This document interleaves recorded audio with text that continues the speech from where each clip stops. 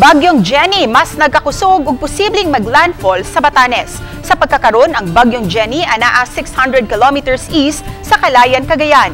Gipaubos na sa signal number 1 ang mga lungsod ug dakbayan sa may extreme northern Luzon. Wala may direktang epekto ang Bagyong Jenny sa Kabisayan, apan gipakusog niini ang hanging habagat. Labing apektado sa habagat ang western section sa nasud. Samtang dinhi sa Central ug Eastern Visayas, mas sinating gihapon ang kalit-kalit nga mga paguwan ug thunderstorms nunot gihapon sa hanging habagat. Mabatyagan usab ang kalit nga mga paghaguros sa hangin. Apan matud sa Pag-asa, walay dapit sa Central ug Eastern Visayas ang gipaubos sa gale warning.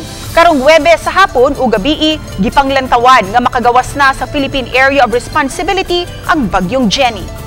Maski mostly cloudy ta, so naay sunny periods na naka-insert, so expected na to gihapon natin mga possible passing rain showers, which is mga light to moderate with occasional heavy rains.